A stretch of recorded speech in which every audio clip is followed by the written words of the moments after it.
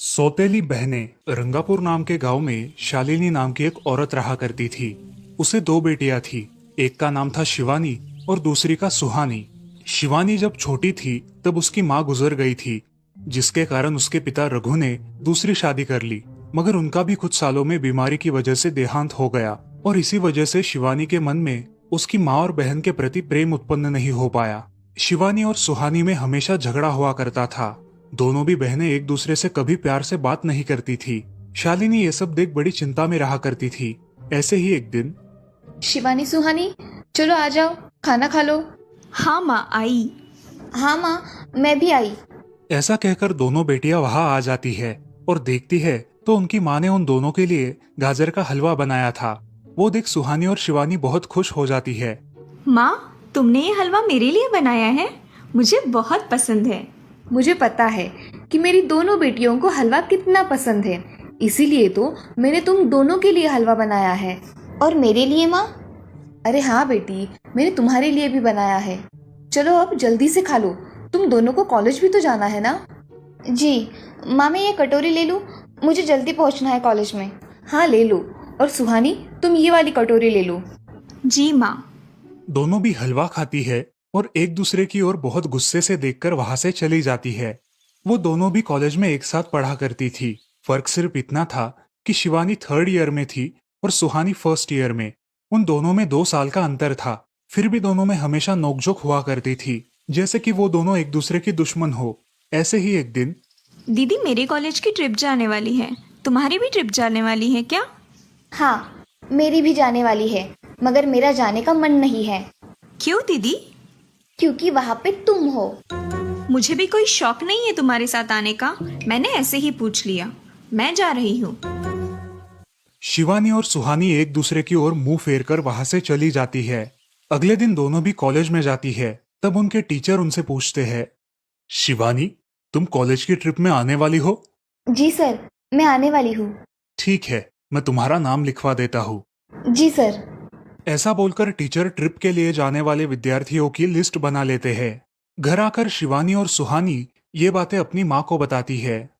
सुहानी, शिवानी, तुम दोनों ट्रिप के लिए जा रही हो, मगर वहां जाके झगड़ा मत करना, नहीं तो ट्रिप पे जाने की कोई ज़रूरत नहीं है। नहीं माँ, हम झगड़ा नहीं करेंगे। हाँ माँ, हम झगड़ा नहीं करेंगे। तो फिर ठीक है, तुम दोनों जाओ। ये लो ट्रिप के लिए पैसे, और बाकी के ये तुम्हारे पास ही रखना। माँ, हम कल जाएंगे और 2 दिन के बाद वापस आएंगे। ठीक है, चलो अब सो जाते हैं, कल तुम दोनों को निकलना है। अब वो सब खाना खाकर सो जाती है। अगले ही दिन सुबह उठकर वो दोनों भी अपने अपने बस में बैठकर ट्रिप के लिए निकल जाती है और इधर शालिनी अपने काम में व्यस्त हो जाती है। ऐसे ही कुछ देर बाद शालिनी को शिवानी का फोन आता है। माँ, हम दोनों यहाँ ट्रिप की जगह पहुँच गए हैं। अच्छा बेटी, तुम दोनों ठीक हो ना? हाँ माँ, मैं रखती हूँ, हमें यहाँ अलग अलग स्पॉट देखने जाना है। ठीक है, और जब वक्त मिले तो फ़ोन कर देना। हाँ माँ, अपना और सुहानी का ख्याल रखना। हाँ माँ। फोन रखने के बाद शिवानी और उसके क्लास के सारे दोस्त वहाँ की एक जगह देखने जाते हैं। सुहानी भी उसके क्लास के साथ एक दूसरी जगह देखने निकल जाती है। सारे बच्चे एक साथ घूमकर वापस आते हैं। शिवानी सुहानी को ढूंढती है, मगर सुहानी उसे कहीं दिखाई नहीं देती। इसीलिए शिवानी को बड़ी चिंता होने लगती है। अरे, ये सुहानी कहाँ रह गई? इसका तो कुछ भी पता नहीं, कहाँ ढूंढूं इसे? तभी शिवानी को सुहानी दिखाई देती है और उसके जान में जान आ जाती है। सुहानी, कहाँ गई थी तुम? मुझे कितनी चिंता लग गई थी तुम्हारी। अरे, मैं यहाँ ही थी मेरी सहेलियों के साथ। मुझे कुछ नहीं हुआ। ऐसा बोलकर सुहानी वहाँ से चली जाती है। दूसरे दिन सब लड़के लड़कियाँ जल्दी उठकर अपनी तैयारी कर लेते हैं और पहाड़ पर जाने के लिए निकलते हैं। वो सब आज थोड़ा घूमकर शाम तक निकलने वाले थे। सब विद्यार्थी एक हिल स्टेशन देखने चले जाते हैं। शाम होने तक उस पहाड़ी का मजा उठाते हैं, लेकिन सुहानी बिना किसी को बताए उस पहाड़ी के एक अनजान हिस्से में चली जाती है। वहाँ का मनमोहक दृश्य देखते देखते गलती से उसका पैर फिसल जाता है और वो वहाँ से नीचे गिर जाती है। शाम हो जाने के कारण सभी विद्यार्थी वहाँ से निकलने लगते हैं और यहाँ सुहानी एक पेड़ के सहारे उस पहाड़ी की चोटी पर लटकी रहती है। शिवानी सभी विद्यार्थियों में अपनी बहन को ढूंढती है, लेकिन वो उसे कहीं नहीं मिलती। सुहानी को ढूंढते ढूंढते शिवानी वापस उसी पहाड़ी के पास आती है और उसे आवाज लगाती है। सुहानी, सुहानी कहाँ हो तुम? दीदी मैं यहाँ हूँ, बचाओ मुझे, मैं यहाँ हूँ। सुहानी की आवाज की ओर जाते ही उसे पता चलता है कि सुहानी पहाड़ी पर लटकी है। ये सब देखकर शिवानी बहुत घबरा जाती है। शिवानी अपनी पूरी ताकत लगाकर उसे ऊपर खींच लेती है। तुम यहाँ क्यों आई थी? अगर तुम्हें कुछ हो जाता तो मैं क्या करती? माँ को क्या जवाब देती? दीदी मेरा पैर फिसल कर मैं वहाँ गिर गई। मैंने बहुत आवाज दी मगर मेरी आवाज किसी ने नहीं सुनी। तुम ढूंढती हुई आई और मुझे बचा लिया। तुम दुनिया की बेस्ट दीदी हो। हाँ सुहानी, चलो अब घर जाने के लिए देर हो जाएगी, बस निकल जाएगी।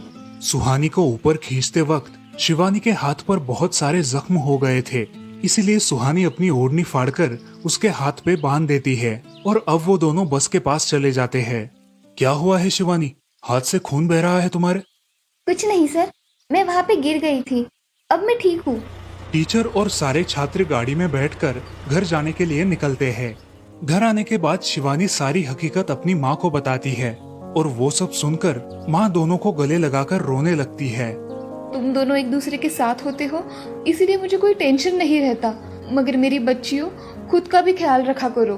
उस दिन के बाद दोनों सौतेली बहनों ने अपने बीच की सब नोकझोंक बंद कर दी और हंसी खुशी सगी बहनों की तरह रहने लगी।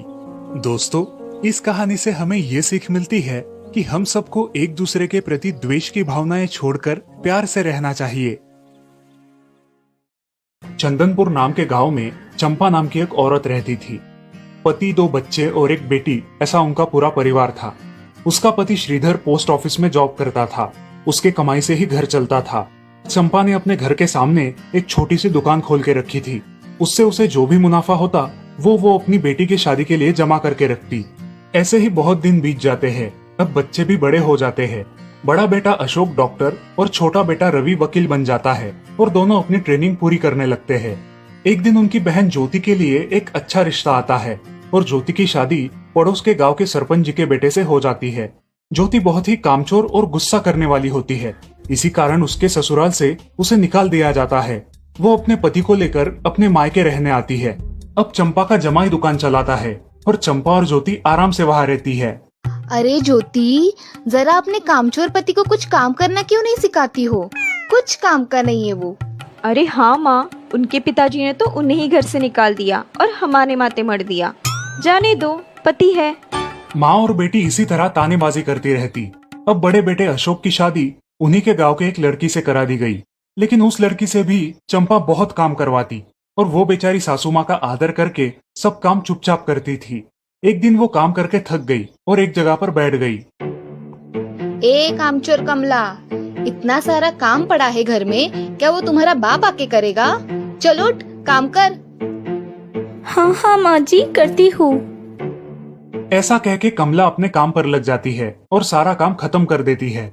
चंपा अपने बेटे अशोक से घर आने के बाद चुगलियां किया करती थी। अशोक घर आकर कमला को बहुत भला बुरा कहता और कभी कभी तो उस पर हाथ भी उठाया करता था।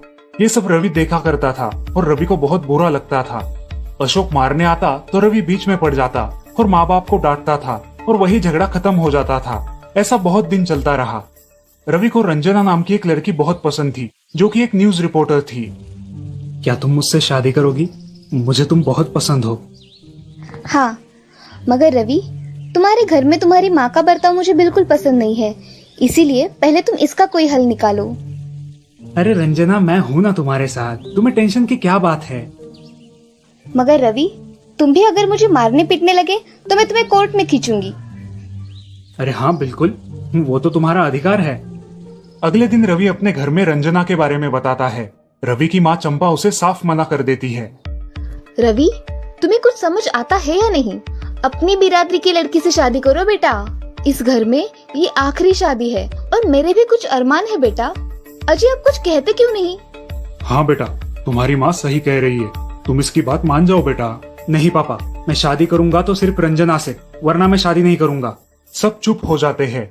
अगले दिन रवि मंदिर से शादी करके घर आता है। सब अचरज से रवि की ओर देखते हैं और चुपचाप अपने कमरे में चले जाते हैं।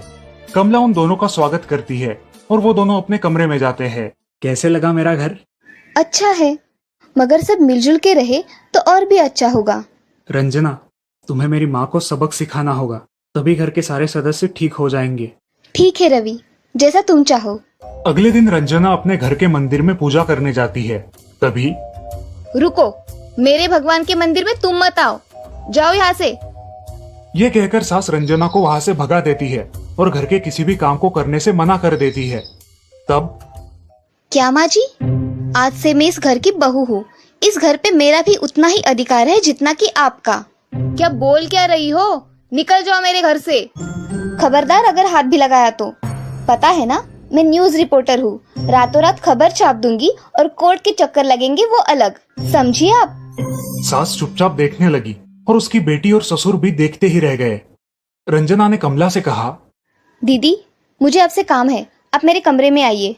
और हाँ, आज से खाना ज्योति दीदी आप बनाएंगी। अरे माँ, तुम कुछ बोल क्यों नहीं रही हो? ये मुझे काम करने को बोल रही है। अजय, सुनते हो? चलो मेरी मदद करो। हाँ आता हूँ। ज्योति किचन का काम करने चली गई और सास बाहर का काम करने लगी। रंजना कमला को लेकर अपने कमरे में गई और उससे कहा, कमला दीदी, आप कुछ कहते क्यों नहीं? आप चुपचाप सह लेती हो, उसका ये नतीजा है। अब देखो दीदी कैसे काम कर रही है। आप कुछ काम करती थी क्या शादी के पहले? नहीं रंजना, मगर अब घर से ही अपना खुद का कुछ व्यवसाय शुरू करने का सोच रही हूँ। बहुत अच्छे दीदी, अब आप किसी से मत डरिए, हम हैं आपके साथ। सच में किसी के साथ होने का कितना महत्व होता है। अब उसकी सासू माँ ही घर के सारे काम करने लगी थी और ज्योति को काम करवाने की वजह से ज्योति भी अपने ससुराल जाने की सोच रही थी। अजी, यहाँ तो काम वाली से भी ज्यादा बुरी हालत हमारी हो गई है। चलो हम हमारे घर चलते हैं, सब है हमारे यहाँ। अरे रे, आप कहाँ चली? अभी भी काम बाकी है। ज्योति का पति रंजना से धन्यवाद कहता है और ज्योति को लेकर अपने घर चला जाता है। अब सासू माँ एक दिन पूरा काम करके इतना थक जाती है कि उसके बदन में बहुत दर्द होने लगता है। तब दोनों बहू सास के पास चली आती है और एक बहू सास के पैर दबाती है तो दूसरी बहू सर दबाती है। सासू माँ उठकर रोने लगती है। मुझे माफ कर दो मेरी बेटियों, अब से कभी ये गलती नहीं होगी। सास को उसके किए पर पछतावा होता है और ये देखकर घर के सभी सदस्य बहुत खुश हो जाते हैं। रवि और रंजना भी बहुत खुश होते हैं। वाह बहू, जो आज तक नहीं हुआ वो तुमने करके दिखाया। बहू हो तो ऐसी। रंजना अपने बर्ताव के बदले माफी मांगती है और अब सब लोग खुशी खुशी रहने लगते हैं। तो दोस्तों, इस कहानी से हमें ये सीख मिलती है कि हम सब मिलके परिवार बनता है और हम सब परिवार का महत्वपूर्ण अंग होते हैं। परिवार के काम मिल बांट कर करना ये हमारी वैयक्तिक जिम्मेदारी है।